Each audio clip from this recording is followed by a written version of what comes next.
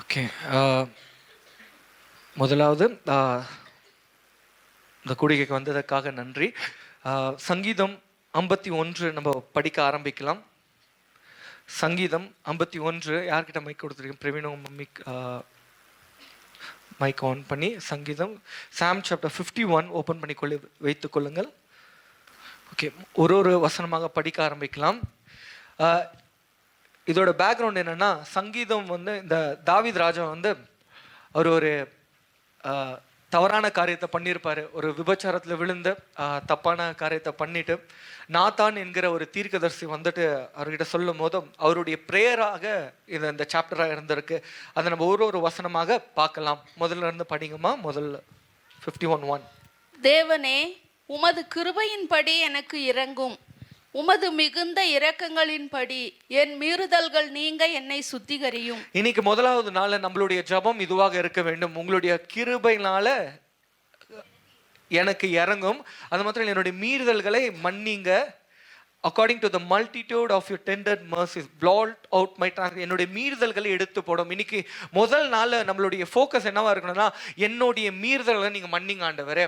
ஒரு வேளை நினைச்சு வந்தா நான் நீதிமான் தானே, என்ன மீறுதலுக்கு போகுது? ஒரு வேளை எங்கன்னா ஆவியான சுட்டி காட்டலாம்ல, என்னுடைய மீறுதல்களை மன்னிங்க. இதுதான் உங்களுடைய ஜபமா இருக்கணும். மெசேஜ் கேட்கும் போது உங்களுக்குள்ள மெடிடேட் பண்ணணும். இந்த வார்த்தை பேசும்போதுவே உள்ளுக்குள்ள ஹாலத்துல இருந்து என்னை மன்னிச்சுடுங்க ஆண்டவரே. எனக்கு ஒரு வேளை எனக்குள்ள என்ன மீறுதல் இருந்தால் எனக்கு சுட்டி காட்டுங்க அப்படின்னு நம்ம கேட்க ஆரம்பிக்கணும். அடுத்த 2வது படிக்கலாம். என் அக்கிரமம் நீங்க என்னை முற்றிலும் கழுவி என் பாவமற என்னை சுத்திகரியும். ஓகே, என்னுடைய அக்கிரமம் நீங்க என்னை முற்றிலும் கழுவி என்னுடைய பாவங்களை சுத்திகரியும். இதே ஹார்ட்ல பேசிட்டே இருங்க, என்ன கழுவுங்க ஆண்டவரே, என்னுடைய மீறுதல்கள் அக்கிரமங்களை எடுத்து போடுங்க. அப்படியே இப்ப கேட்டுட்டு இருக்கும் போதே நீங்க ஜபத்தோட இருங்க. 3வது படிக்கலாமா? என் மீறுதல்களை நான் அறிந்திருக்கிறேன், என் பாவம் எப்பொழுதும் எனக்கு முன்பாக நிற்கிறது. ஓகே, இவர் எப்படியாப்பட்ட ஒரு பாவம் பண்ணியிருப்பாருனாக்கா, ஒரு பெட்ஷிபான்ற ஒரு பெண் கூட தவறாக நடந்திருப்பாங்க. நமக்கு தெரியும். அவங்களுடைய புருஷனை வந்து பிளான் போட்டு ஸ்கெட்ச் போட்டு அவர் யுத்தத்துக்கு அனுப்பிச்சு சாவடிச்சிருப்பாங்க. அந்த உராயான்னு தானே சொல்லுவோம். உராயான்னு சொல்லுவோம்ல. அப்போ பெட்ஷிபாவோட ஹஸ்பண்டை வந்து சாவடிச்சிருப்பாரு. அடல்ட்ரி, விபச்சாரம் பாவம் பண்ணியிருப்பாரு. அதுக்கப்புறமா வந்து கொலை பாவம் பண்ணியிருப்பாரு. இதுக்கு எல்லாம் பின்னாடியும் வந்து ஒரு கிரிமினல் மைண்டு. கிரிமினல் கொஞ்சம் நெஞ்சம் பண்ணலங்க. இவர் அவ்வளோ ஒரு அக்கிரமத்தை யோசிக்க கூட முடியாது. அப்படியாப்பட்ட இப்போலாம் ஒரு கிரைம் ஸ்டோரி இருந்ததுன்னா நியூஸ்ல எப்படி போடுவாங்களோ, இப்படி ஆச்சு, இந்த பட்டணத்தில் இப்படி ஆச்சு, இவங்க இப்படி பண்ணிட்டாங்க, அந்த மியூசிக் பேக்ரவுண்ட்லாம் போட்டிருப்பாங்க. ஆனால் இங்கே ஏதோ மியூசிக் இல்லை, ஆனால் ரொம்ப பயங்கரமான அக்கிரமத்தை இந்த ஐயா பண்ணியிருக்காரு. அதுக்கப்புறமா அவர் என்ன எப்படி ஜெபிக்கிறார், என்னுடைய அக்கிரமம் எப்போ ஒரு தீர்க்கதரிசி வந்து வார்ன் பண்ணிட்டு அப்புறமா தீர்க்கதரிசி வெளிரங்கமாக அவர் வந்து ரிபியூக் பண்ண உடனே இந்த மாதிரி ஒரு ப்ரேயரை பண்ணுறாரு. என்னுடைய அக்கிரமம் எனக்கு முன்னாடி இருக்கு. அப்போ நம்ம முன்னாடி நம்மளுடைய பாவங்கள் இருக்க முடியும். கர்த்தருக்கும் நமக்கு முன்னாடி கர்த்தர் இங்கே இருக்காரு, நம்ம இங்கே இருக்கோம்னா நடுவில் நம்மளுடைய பாவமும் அக்கிரமும் எங்கன்னா நடுவுல இருக்கும். அப்போ இன்னைக்கு அதை நீங்க கேளுங்க. இந்த முதல் நாளே அதை வந்து எடுத்து போடுங்க. அடுத்தது படிங்களேன். 4. தேவரீர் ஒருவருக்கே விரோதமாக நான் பாவம் செய்து உமது கண்களுக்கு முன்பாக பொல்லாங்கானதை நடப்பித்தேன். ஓகே, தேவனே உமக்கு முன்பாக. அப்போ நம்ம பாவம் பண்ணும் போது முதல்ல யாருக்கு முன்பாக பண்றோம்னாக்கா, கர்த்தர் பார்த்துட்டே இருக்காரு. எது பண்ணாலும் சரி, மனசுல முறுமுறுத்தாலும் சரி, பின்னாடி பேசினாலும் சரி, என்ன பாவங்கள் பண்ணாலும் கர்த்தர் நம்மளை பார்த்துட்டு இருக்காரு. இந்த வசனத்துல அப்படிதான் போட்டிருக்காங்க. அடுத்தது படிங்களேன். நீர் பேசும்போது உம்முடைய நீதி விளங்கவும், நீர் நியாயம் தீர்க்கும் போது உம்முடைய பரிசுத்தம் விளங்கவும் இதை அறிக்கையிடுகிறேன்.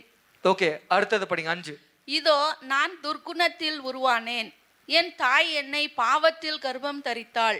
ஓகே, இவர் என்ன சொல்றாரு, என்னுடைய தாய் வந்து பாவத்தில் கர்ப்பம் தரித்தாள் அப்படின்னா தாயை தப்பா சொல்றாருன்னா, இது ஹியூமன் நேச்சரை குறிக்கிறது. இப்போ நம்ம எல்லாருமே பாவத்தினால தான் உண்டாகப்பட்டிருக்கோம். எங்கேயோ அந்த பாவத்துடைய DNA நமக்குள்ள இருக்கும். அப்படின்னா உறவு, ஒரு ஆணுக்கும் ஒரு தகப்பனுக்கும் தாய் இருக்கிற உறவு, அது பாவத்தை சொல்லலை.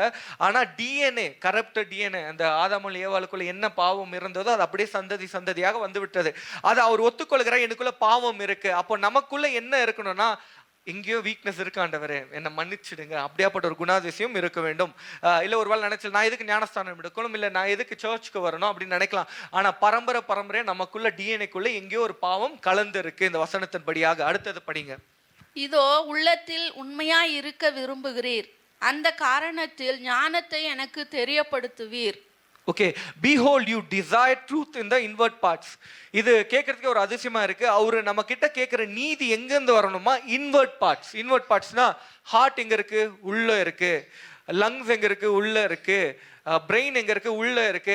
அப்போ வெளிரங்கமாக குளிச்சிருக்கலாம், வெளிரங்கமா நல்ல உடைய போட்டிருக்கலாம். ஆனா இந்த வசனத்துல போட்டிருக்கு, நீங்க எதிர்பார்க்கறது என்ன? எனக்கு உள்ளுக்குள்ள சுத்தத்தை எதிர்பார்க்கறீங்க. அப்போ இன்னைக்கு நீங்க என்ன ஒப்பு கொடுக்க போறோம்னா, நம்ம இந்த முதல் நாள்ல உள்ள உறுப்புகளை ஆண்டகரத்துல ஒப்பு கொடுக்க போறோம், இதயத்தை ஒப்பு கொடுக்க போறோம், மூளையை ஒப்பு கொடுக்க போறோம், கண்ணை ஒப்பு கொடுக்க போறோம், கண்ணுக்கு பின்னாடி இருக்கிற காரியங்களை ஒப்பு கொடுக்க போறோம், செவியை ஒப்பு கொடுக்க போறோம். அவ வெளிரங்கமான இருக்கிற காரியங்கள் கிடையாது, உள்ளுக்குள்ள இங்க போட்டிருக்கு. நீர் விருப்பப்படுகிறது உள்ளுக்குள்ள இருக்கிற காரியம் வசனம் போட்டிருக்கு. அடுத்தது படிங்களேன். நீர் என்னை ஈசோப்பினால் சுத்திகரியும், அப்பொழுது நான் சுத்தமாவேன். Okay, purge me with hyssop and I shall be clean. அதுக்கப்புறமா படிங்க.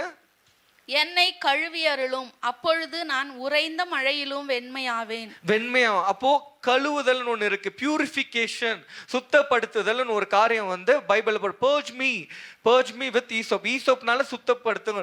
அது என்ன ஈசோப்? நம்ம என்ன பண்ணுவோம்? நம்ம ஒரு குளிக்கிறோம்னாக்கா என்ன பண்ணுவோம்?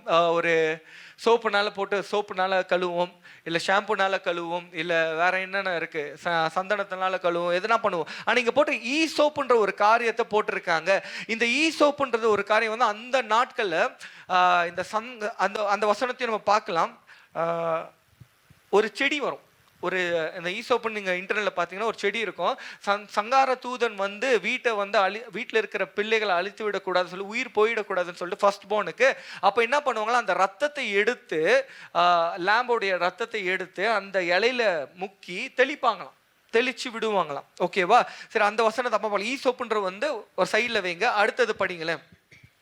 நான் சந்தோஷமும் மகிழ்ச்சியும் கேட்கும்படி செய்யும், அப்பொழுது நீர் நொறுக்கின எலும்புகள் களி கூறும். Okay, make me hear joy and gladness, that bones you have broken may rejoice. Hide your face from my sins. Okay, make me hear joy and gladness, that bones you have broken may rejoice. கர்த்தர் எலும்பை உடைச்சிட்டு இருக்க மாதிரி போட்டிருக்காங்க. make me hear joy and gladness, that the bones you have broken may rejoice அப்படின்னு போட்டிருக்காங்க. make me hear joy and Santhosh. அப்போ கடவுள் கர்த்தர் அவருடைய போனை உடைச்சு போட்டிருக்காராம் அப்படின்னு போட்டிருக்காங்க. உடைச்சிருப்பாரா? நம்ம யோசிச்சு பார்த்தா உடைச்சிருப்பாரா? பாவம் பண்ணிட்டாரு, உடைச்சிருப்பாரா? எனக்கு தெரிஞ்சு உடைச்சிருக்க மாட்டார். ஆனால் அவருடைய துக்கம் எப்படி ஆயிடுச்சுன்னா, பாவம் பண்ண இந்த போனெல்லாம் பாதிக்கப்பட்டிருக்கு. அப்படின்னா அந்த துக்கம் உள்ளுக்குள்ளவே இருக்கும்ல, அந்த ஃபீலிங். இன்னைக்கு நிறைய விஷயத்துல நம்ம மீறுதல் பண்ணும்போது என்ன கிராண்டடா எடுத்துக்கணும்னா, இயேசு கிறிஸ்துவின் ரத்தம் நமக்குள்ள இருக்கு, எல்லாத்தையும் மன்னிக்கிறாரு. உலகத்துல பண்ணாத பாவமா, எல்லாரும் வாலிப வயசுல பண்ணாத பாவமா, இல்லை பெரியவங்க பண்ணாத பாவமா, அசால்ட்டா எடுத்துப்போம், ஒரு மாதிரி கிராண்டடா எடுத்து. ஆனால் இந்த மனுஷன் எப்படி பண்ணியிருக்காருன்னா, என்னுடைய உள்ளம் உடையது, என்னுடைய போன்ஸ் எல்லாம் உடஞ்சி போகுது ஆண்டவரே, நீங்க எனக்கு சந்தோஷத்தையும் கொடுத்தீங்கன்னாக்கா, make me hear joy and glad, that the bones you have broken may rejoice. அப்போ துக்கத்தினால இருக்காரு. அப்போ ஒரு மீறுதல் பண்ணும் போது சும்மா சாரி ஆண்டவரே என்னை மன்னிச்சிடுங்க, அது ஒரு கேட்டகரி. உண்மையாவே துக்கப்பட்டு உள்ளுக்குள்ள என்ன சொல்றது, கசந்து கொள்ளுவதா, துக்கத்தோடு இருப்பது வேற கேட்டகரி.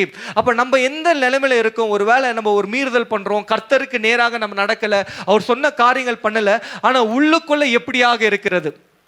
ஒருவேளை நீங்க கிரேட் இட் ஃபார் கிராண்டட் மாதிரி, அண்ட் சாரி லார்ட் மன்னிச்சிடுங்க. ஆனா இங்க பாவம் மன்னிப்பை பத்தி எப்படி போட்டிருக்காங்க பாருங்க, என்னுடைய உள்ளம், என்னுடைய போன்ஸ் எல்லாம் உடஞ்சு போயிருக்கு. அப்போ ஒரு பாவம் பண்ணும்போது என்ன நடக்கும்? நம்மளுடைய போன்ஸ் வீக் ஆகுது. இங்க போட்டிருக்கு, make me hear joy and glad, that bones you have broken may rejoice. அப்போ பாவம் பண்ணிருக்க, கர்த்தர் உடைக்கல, ஆனா உள்ளுக்குள்ள வீக்னஸ் ஆகுது. அப்போ போன்ஸ் என்ன சொல்லுவாங்க, எலும்பு வீக் ஆகுதுன்னா பாவத்தினால நம்மளுடைய எலும்புகள் வீக் ஆகும் போல. அப்போ போன்ஸ் சும்மா கிடையாது. நம்ம திருமணம் ஆகி கல்யாணம் பண்ணிக்க போறோம், யார ஒரு பொண்ணை கல்யாணம் பண்ண போறோம்னாக்கா அதுவும் போன் தான். ஏன்னா நம்ம போன்ல இருந்து தான் எடுத்திருக்காங்க, போர்ட்லேருந்து எடுத்திருக்காங்க. அப்போ உங்களை மட்டும் அது பாதிக்காது, வரப்போற மனைவியா இருக்கட்டும், இல்லை கணவனாக இருக்கட்டும், ஒரு போன் எடுக்கிறாங்கல்ல, அந்த போன் எங்க லிங்க் ஆயிருக்கும் அவங்களையும் வந்து பாதிக்கும், உன்னுடைய சந்ததி பாதிக்கப்படும். அப்போ இந்த நாட்களில் திருமணத்துக்கு முன்னாடியும் சரி, திருமணத்துக்கு அப்புறமும் சரி, நீங்க பண்ற ஒவ்வொரு கர்மம் உன்னுடைய ஜென்ரேஷனும் உன்னுடைய குடும்பத்தையும் பாதிக்கும். அது பாதிக்காதே இருக்காது. ஏன்னா போன்ஸை வந்து பாதிக்குமா, உடஞ்சி போற சூழ்நிலை. அப்படின்னா பலனை வந்து இழந்துருவோம். அடுத்தது படிக்க ஆரம்பிக்கலாம்.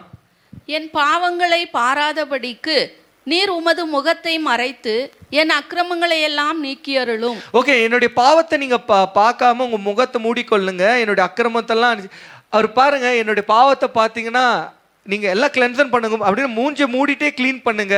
மூஞ்சி மூடிட்டு அப்ப அவர் எப்படியாக தாழ்த்தி கொள்கிறாருன்னு பாருங்களேன்.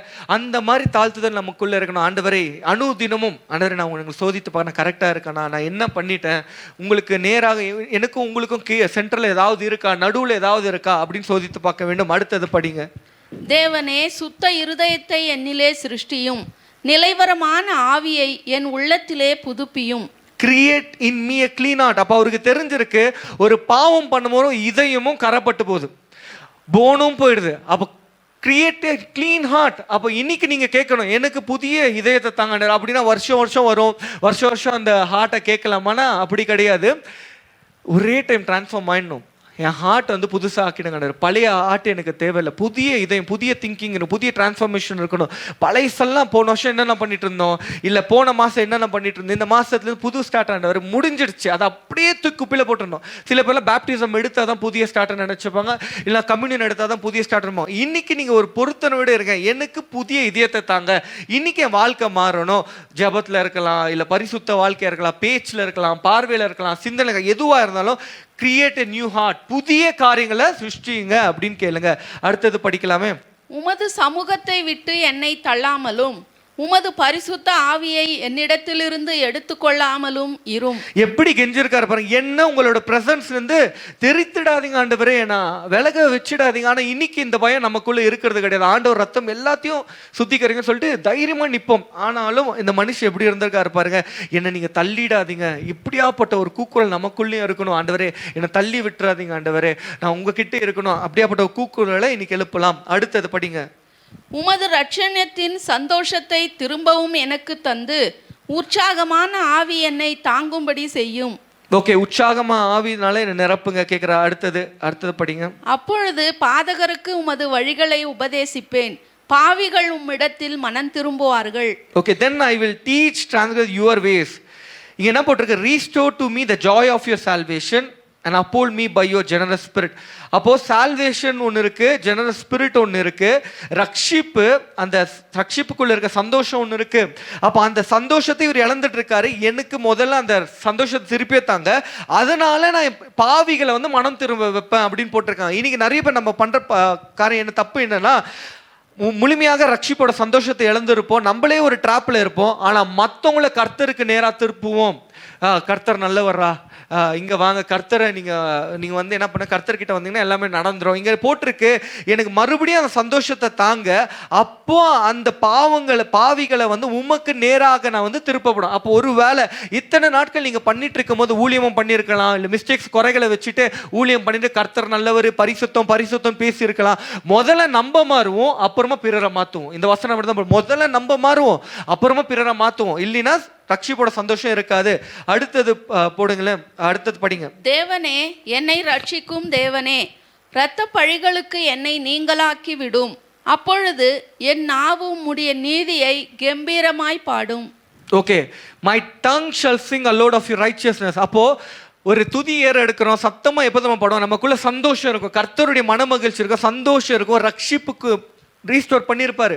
ஒருவேளை உங்களோட வாய் திறக்கவே முடியல, ஏதோ ஒன்று கட்டப்பட்டிருக்குன்னா நீங்க எல்லாமே இழந்து போயிருக்கீங்க அர்த்தம். சந்தோஷத்தை இழந்திருக்கீங்க, ரட்சிப்பின் சமாதானத்தை இழந்திருக்கீங்க, உங்களுடைய எலும்புகள் வீக்கா இருக்கு, உங்களுடைய இதயம் சரி கிடையாது, அதனால தான் உங்க வாய் திறக்க மாட்டேங்குது. அங்க போட்டிருக்கு my tongue shall sing aloud. அப்படின்னா சத்தமிட்டு பாட்டு பாடுவாராம். அப்போ சத்தமிட்டு நீங்க பாட்டு பாடணும். ஒருவேளை உண்மையாக அந்த ஜாயில இருந்தீங்கன்னா சத்தமிட்டு பாட்டு பாடிங்கன்னா போன் எல்லாம் இங்க உடஞ்சிருக்கு.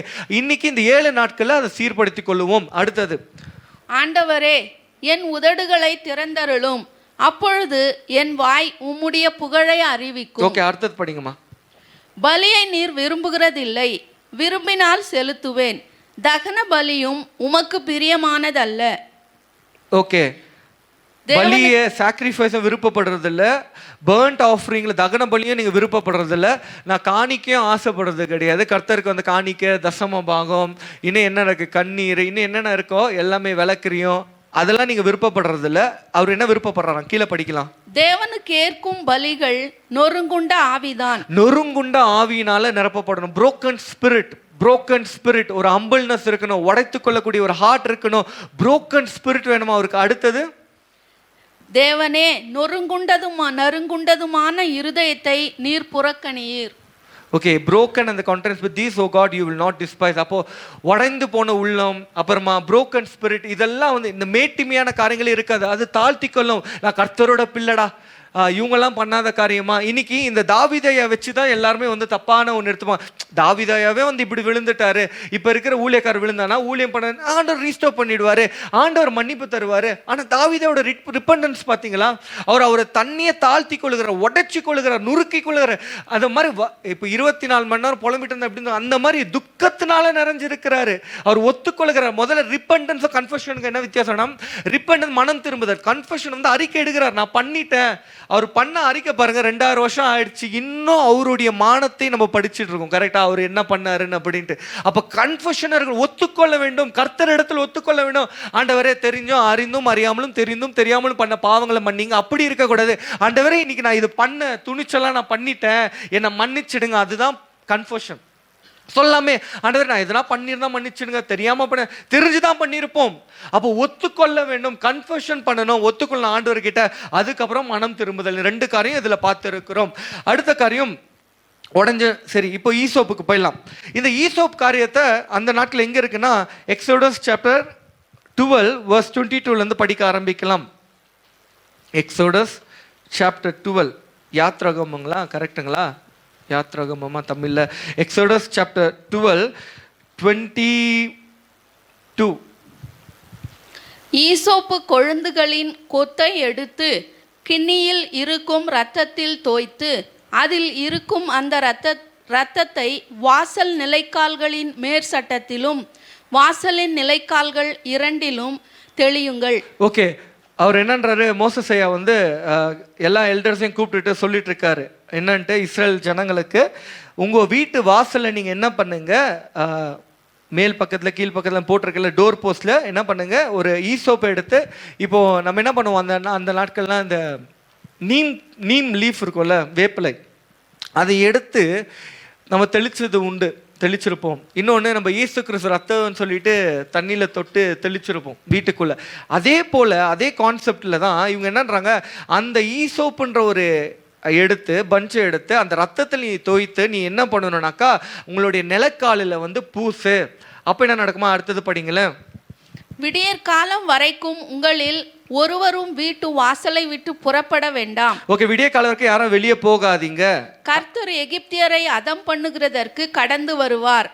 நிலையின் மேற்சட்டத்திலும் வாசலின் நிலைக்கால்கள் 2லும் அந்த இரத்தத்தை காணும்போது கர்த்தர் சங்காரக்காரனை உங்கள் வீடுகளில் உங்களை அதம் பண்ணுகிறதற்கு வரவொட்டாமல் வாசற்படியை விலக்கி கடந்து போவார். அப்போ அந்த ரத்தம் எந்தெந்த வீட்டில் இருக்கோ, சங்கார தூதன் என்ன பண்ணுவாங்களாம், பாஸ் அப்படின்னு கடந்து போயிடுவாங்க, நம்ம வீட்டுக்கு எதுவுமே நடக்காது அப்படின்னு சொல்லிட்டு போட்டிருக்காங்க.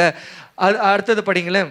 இந்த காரியத்தை உங்களுக்கும் உங்கள் பிள்ளைகளுக்கும் நித்திய நியாயமாக கை கொள்ள கடவீர். ஓகே, அடுத்ததுங்க. கர்த்தர் உங்களுக்கு தாம் சொன்னபடி கொடுக்க போகிற தேசத்திலே நீங்கள் போய் சேரும்போது இந்த ஆராதனையை கை கொள்ள கடவீர்கள். ஓகே, அப்பொழுது உங்கள் பிள்ளைகள் இந்த ஆராதனையின் கருத்து என்ன என்று உங்களை கேட்டால், ஓகே, இது கர்த்தருடைய பஸ்காவாகிய பலி, அவர் எகிப்தியரை அதம் பண்ணி நம்முடைய வீடுகளை தப்பி பண்ணின போது எகிப்தில் இருந்த இஸ்ரவேலர் புத்திரருடைய வீடுகளை கடந்து போனார் என்று நீங்கள் சொல்ல வேண்டும் என்றான். அப்பொழுது ஜனங்கள் தலைவணங்கி பணிந்து கொண்டார்கள். ஓகே, இப்போ நீங்க 27 படிச்சுட்டு இருக்கீங்க. ஓகே, 29 படிங்க. இஸ்ரவேல் புத்திரர் போய் அப்படியே செய்தார்கள். கர்த்தர் மோசேக்கும் ஆரோனுக்கும் கட்டளையிட்டபடியே செய்தார்கள். ஓகே, அப்படியே பண்ணிட்டாங்களாம். இந்த மாதிரி அந்த ரத்தத்தை எடுத்து நிலக்காலில் தெளிச்சாங்களா இல்லை பூசினாங்களா? அடுத்தது படிங்களேன். நடுராத்திரியிலே சிங்காசனத்தின் மேல் வீற்றிருக்கும் பார்வோனுடைய தலைப்பிள்ளை முதல் காவல் கிடங்கில் இருக்கும் சிறைப்பட்டவனின் தலைப்பிள்ளை வரைக்கும் எகிப்து தேசத்தில் இருந்த முதற்பேர் அனைத்தையும் மிருக ஜீவன்களையும் தலையிற்றனத்தையும் கர்த்தர் அழித்தார். ஓகே, யாரோட பார்வோனுடைய காரியங்கள், யார் யார் வீட்டிலெல்லாம் அந்த ரத்தம் பூசப்படலையோ, அந்த நிலக்காலில் பூசப்படலையோ, அவங்களுடைய மூத்த பிள்ளை, ஃபர்ஸ்ட் போர்ன் தலைப்பிள்ளைகளுக்கு வந்து ஆபத்து வந்துடுச்சு. அப்போ இந்த 7 நாட்கள் நீங்கள் வந்திருக்குன்னா உங்களுடைய தலிச்சன் பிள்ளை, உங்களுடைய ஃபர்ஸ்ட் போர்ன் ஃபர்ஸ்ட் பார்ன் முதல் பிள்ளைகளுக்காக 7 நாள் தயவு செஞ்சு ஊக்கமாக ஜெபம் பண்ணுங்கள். இந்த 7 நாட்களை நீங்க போடுற ரத்தம் அவங்களை பாதுகாக்கும். நீங்க 7 நாட்கள் நீங்க என்னென்ன பண்ண போறீங்களோ, ஒரு வேலை விதைக்க போகலாம், இல்லை முதல் விதை எங்கன்னா விதைச்சிட்டு வந்திருக்கலாம், இல்லை வேலையா இருக்கலாம், எதை காரியங்கள் அதுவும் பாதுகாக்கப்படும். முதல்ல உங்க வீட்டில் இருக்கிற ஜீவன்களுக்காக தயவு செஞ்சு உத்தரவாதம் எடுத்து ஜெபம் பண்ணுங்க. ஜீவனா உயிரோடு இருக்கிற மூத்த பிள்ளைகளுக்காக ஜெபம் பண்ணுங்க. அவங்களை எதுவுமே அணுகக்கூடாது. அசுத்தம் ஆவியோடைய காரியங்கள் வந்து எதுவுமே அணுகக்கூடாது. உயிருக்கு எந்த ஆபத்தும் வரக்கூடாது. அப்போ நீங்கள் இந்த 7 நாள் வந்து ஜெபிக்கும் போது என்ன நடக்கும்னாக்கா, நீங்கள் ஈசோப்புனால என்னை கழுவுங்க, போதை கழுவுனும் போது என்ன நடக்கும்னா, ஈசோப்புனால உங்கள் ரத்தம் அப்படின்னா உங்கள் குடும்ப வாசலில், குடும்பத்து வீட்டில் இருக்கிற வாசலில் இயேசு கிறிஸ்து ரத்தம் வந்து அமரும். அப்போ இதை நீங்கள் பாரமாக கேட்கணும். என்னுடைய பிள்ளைகள் பாதுகாக்கப்படணும். முதல் பிள்ளைகளுக்காக தயவு செஞ்சு இதை மறந்துடாதீங்க. எப்பவுமே நம்ம ஃபாஸ்டிங் ப்ரேயர் வந்து வார்த்தையை மறந்துடும். கரெக்டாக இதை நினைவுக்குள்ளுங்க. பிசாசு டார்கெட்டை உங்கள் மூத்த பிள்ளைக்கு தான் வச்சுருப்பான். அவங்கள அழிச்சு போடணும். மூத்த பொண்ணா இருக்கட்டும், இல்லை மூத்த பிள்ளையா இருக்கட்டும், அவங்கள அழிச்சிடணும். வேரோடு பிடுங்கும்படியாக அவன் எல்லா காரியத்தை உள்ளுக்குள்ள கொண்டு வருவான். அப்போ தயவு செஞ்சு இந்த 7 நாட்களும் பாரப்பட்டு நீங்க எதெல்லாம் கையிட்டு இந்த முதல் நாள் வச்சிருக்கீங்களோ, அப்படின்னா முதல்ல எதை வச்சிருக்கீங்க, ஃபர்ஸ்ட் பார்ன் எல்லாத்தையும் ஆண்டவர் கரத்துல ஒப்பு கொடுங்க. ரத்தத்தை நீங்க தெளிங்க. அப்போ ஈசோப்புன்ற ஒரு காரியம் சும்மா கிடையாது, அது உங்களை பாதுகாக்கும். இயேசு கிறிஸ்துவ ரத்தத்தை தெளி. அப்போ ஆட்டோட ரத்தத்தை என்ன பண்றாங்களா, பூசுறாங்களாம். அப்போ வீட்டை பாதுகாத்துச்சான். அப்போ எங்கெல்லாம் மரணம் நேர்ந்துடுச்சான். ஆனால் எது லைஃப் ஸ்டாக், அப்படின்னா உங்க வீட்டில் இருக்கிற மிருகம் கூட சாவலியா அந்த ரத்தம் இருக்கிற இடத்துல. ஆனால் எந்த வீட்டில் ரத்தம் இல்லையோ எல்லாருமே செத்துட்டாங்களாம். 30 படிங்கம்மா. அப்பொழுது பார்வோனும் அவனுடைய சகல ஊழியக்காரரும் எகிப்தியர் யாவரும் ராத்திரியிலே எழுந்திருந்தார்கள். மகா கூக்குரல் எகிப்திலே உண்டாயிற்று. சாவில்லாத ஒரு வீடும் இருந்ததில்லை. ஓகே, அப்போ இந்த மாதிரி ஒரு கிரேட் கிரை, மகா கூக்குரல் நம்ம வீட்டில் வரக்கூடாதுன்னா நீங்கள் தப்பியோ தவறியோ நீங்கள் வந்திருக்கீங்க. கரெக்டாக முழங்கால் போட ஏதோ ஜெபம் பண்ண வந்துட்டு இருக்கீங்க.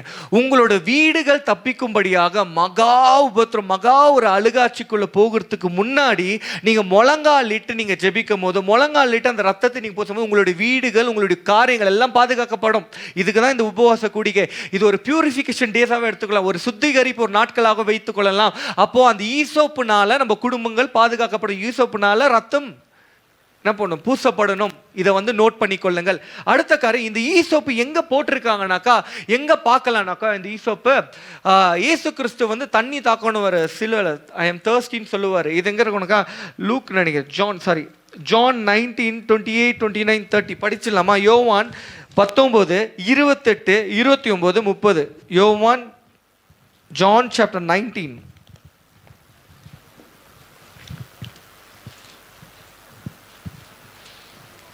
John chapter 19 verse 28.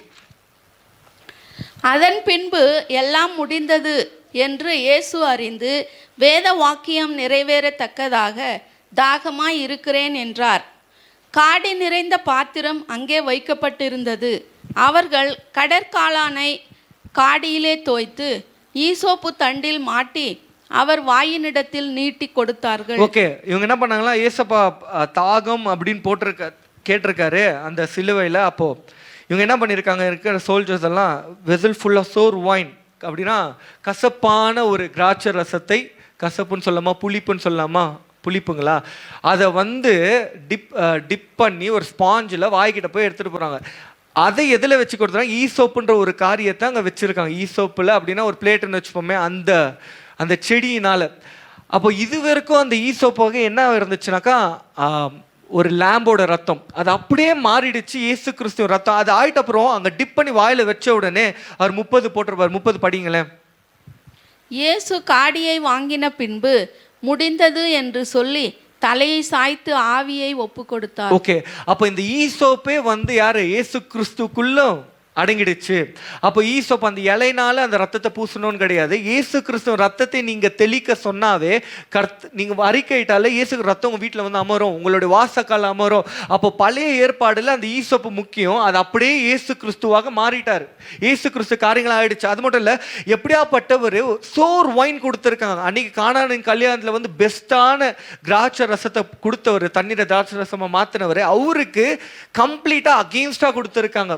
அப்படின்னா புளிப்புள்ள காரியங்கள்.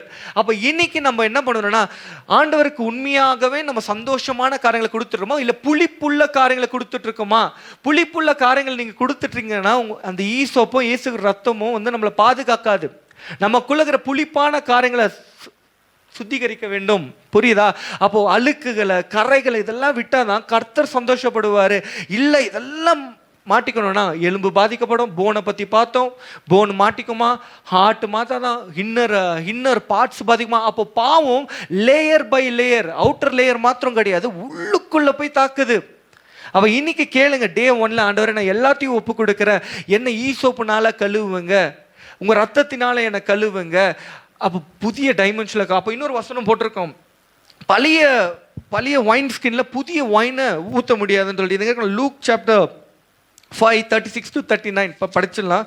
Look 5, look 5. அவர்களுக்கு ஒரு உவமையையும் சொன்னார். ஒருவனும் புதிய வஸ்திர துண்டை பழைய வஸ்திரத்தின் மேல் போட்டு இணைக்க மாட்டான். இணைத்தால் புதியது பழையனதை கிழிக்கும். அப்போ அப்படின்னா பழச புதுசுலையும் புதுச பழசுலையும் இணைக்க முடியாது. அப்போ பழச வைத்து கொண்டு புதிய காரியங்களுக்காக நீங்க திட்டம் போடுறீங்க, எதுவுமே நடக்காது. அது நடக்கவே நடக்காது. அப்போ பழசு எது நம்மளை துண்டிக்க வைக்குது? பழசு நம்மளை கர்த்தர்கிட்ட ஓடாத மணிக்கு எதெல்லாம் தடை பண்ணதோ அதெல்லாம் ஒப்பு கொடுங்க, எனக்கு வேணான்னு சொல்லுங்க. அடுத்தது படிங்க. புதிய வஸ்திர துண்டு பழைய வஸ்திரத்துக்கு ஒவ்வாது. ஒருவனும் புது திராட்சரச பழ துருத்திகளில் வார்த்து வைக்க மாட்டான். வார்த்து வைத்தால் புது ரசம் துருத்திகளை கிழித்து போடும், ரசமும் சிந்தி போகும். ஓகே, பழச புதுசுலையும் புதுசு பழச கலக்க முடியாது, திராட்சை ரசத்தையும், ஏன்னா வேஸ்ட் ஆகிடும் பண்றாங்க. அப்போ உங்களுக்கு கர்த்தர் ஒரு புதிய காரியங்களை வைத்து இருக்கிறார் சபைக்கு, குடும்பங்களுக்குன்னா பழசு இருக்கக்கூடாது, பழைய காரியங்கள் இருக்கக்கூடாது. இன்னைக்கு முதல் நாளே ஒப்பு கொடுங்க, இந்த 7 நாட்கள் என்ன உருவாக்குங்கன்னு கேளுங்க. மாறி இருக்கணும், ஜபம் மாறி இருக்கணும், அவர் நேசிப்பது மாறி இருக்கணும், கண்ணீர் சிந்துறதுல மாறி இருக்கணும், இன்னும் என்ன எல்லா காரியங்களும் மாறி இருக்கணும். கம்ப்ளீட்டா மாறும் போது புதிய காரியங்களை நடக்க பண்ணுவாரு. இந்த 7 நாட்களில் நீங்க உங்க குடும்பத்து மேல அந்த ரத்தத்தை தெளிக்கும் போதோ எப்படி அந்த நாட்கள்ல சங்கார தூதன் குடும்பங்களை பாதுகாத்தாங்களோ, அப்படின்னா அழிக்காமல் அப்படியே கடந்து போனாங்க, அதே போல பிசாசானவன் வைத்து இருக்கிற திட்டத்துல உங்க பிள்ளைகள் பாதுகாக்கப்படுவாங்க, முதல் பிள்ளைகள் பாதுகாக்கப்படுவாங்க. தயவு செஞ்சு உங்களோட முதல் பிள்ளைகளுக்காக முழங்காலிட்டு நீங்க ஜெபிங்க, கண்ணீரிட்டு நீங்க ஜெபிங்க. எதுலெல்லாம் உங்களால கண்ட்ரோல் பண்ண முடியுமோ, எதெல்லாம் நீங்க முதல்ல விதைச்சிருக்கீங்களோ அது தயவு செஞ்சு ஞானத்தோட, ஒருவேளை முதல் பிசினஸாக இருக்கலாம், முதல் வேலையாக இருக்கலாம், முதலாவது எதெல்லாம் உங்க வீட்டில் இருக்கோ, நியூ பார்ன் அப்படின்னா ஃபர்ஸ்ட் பார்ன் எது உங்க வீட்டில் இருக்கோ நீங்க தயவு செஞ்சு இதை அசால்ட்டா எடுத்துக்கொள்ளாதீங்க. துக்கத்தோட சொல்லுகிறேன், அந்த ஃபர்ஸ்ட் பார்னுக்காக, முதல் பிறப்புக்காக பாரப்பட்டு ஜெபிங்கள். பிசாசு அவங்கள நோண்டவும் பிசாசு அவங்கள சங்கரிக்கவும் பிளான் போட்டு வச்சிருக்கான். அப்ப நம்ம என்ன பண்ணணும்? முயற்சி எடுத்து பாதுகாப்பாக ஜெபம் பண்ணணும். இந்த 7 நாள் நீங்க முழங்கால் போடுறீங்க, கண்டிப்பா பாதுகாப்படும். ஆனா இது பத்தாது, முழுமையாக இந்த ஃபாஸ்டிங் வந்துட்டீங்க, இந்த 7 நாட்களும் ஒருவேளை சாப்பாடுனா உபவாசத்துக்கு நீங்க வாங்க, ஒருவேளை ஏதாவது சாக்ரிஃபைஸ் பண்ணுங்க, ஒருவேளை ஹெல்த் சரியில்லையா ஏதாவது ஒரு சாக்ரிஃபைஸ் பண்ணிட்டு கர்த்தரிடத்துல தேடுவாங்க. இல்ல வந்துட்டோம்னு சொல்லிட்டு கூட்டத்துக்கு வராதீங்க. அப்ப உங்களுடைய வீடுகள் பாதுகாக்கப்படணும்னாக்கா, உங்களோட முதல் பிள்ளைகள் பாதுகாக்கப்படணும்னா இங்க நீங்க முயற்சி எடுங்க, விளக்கிரியத்தை செலுத்துங்க. இப்ப நம்ம ஜெபிக்க போறோம், புரியுதுல? ஈசோப்புனால கழுவுங்க ஆண்டவரே, என் குடும்பத்தை பாதுகாத்துக் கொள்ளுங்க ஆண்டவரே. இதனால நீங்க தான் கேட்கணும். அப்படியே எழுந்து நிக்கலாமா? நின்று